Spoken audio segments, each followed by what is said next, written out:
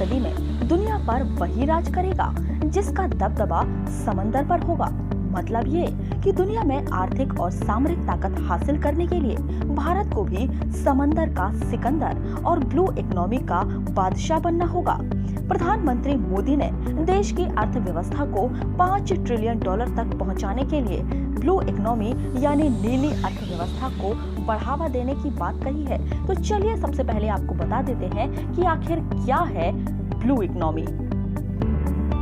जिस blue economy को केंद्र सरकार बढ़ावा दे रही है वह क्या है और कैसे काम करती है। अगर आम लोगों की भाषा में कहें तो समुद्री रास्तों, नए पुराने बंदरगाहों और समुद्री सामरिक नीति के जरिए अर्थव्यवस्था को बढ़ावा देना ही ब्लू इकोनॉमी कहलाता है।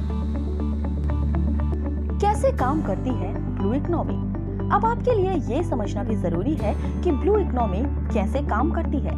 इसमें सबसे पहले समुद्र आधारित बिजनेस मॉडल तैयार किया जाता है और साधनों को ठीक से इस्तेमाल करने और इंफ्रास्ट्रक्चर को मजबूत करने पर जोर दिया जाता है। ब्लू इकोनॉमी से भारत को क्या फायदा होगा? माना जा रहा है कि अगर समंदर में भारत की सफलता की रफ्तार यही रही तो साल 2030 तक भारत जहाज बनाने और रिपेयर करने में दुनिया के टॉप 10 देशों में शामिल हो जाएगा, जो फिलहाल दुनिया के 20 देशों में भी नहीं है। 10 सालों में भारत शिप रिसाइकलिंग में नंबर 1 देश बन जाएगा और दुनिया के सीफेयर में भारत की हिस्सेदारी 12% से बढ़कर 20% हो जाएगी। भारत के लिए ब्लू इकोनॉमी में नेचुरल लीडर होने की सबसे बड़ी वजह ये है कि भारत 3 ओर से समुद्र से घिरा हुआ है। ये देश के लिए हमेशा से ही अवसर भी रहा है और एक चुनौती भी।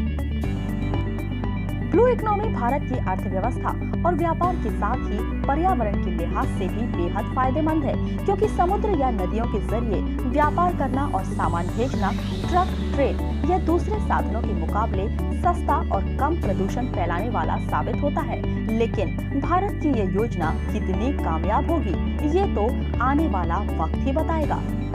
तो आपको हमारी ये स्टोरी कैसी लगी कमेंट बॉक्स में जरूर बताइएगा और चैनल को सब्सक्राइब करना बिल्कुल मत भूलिएगा।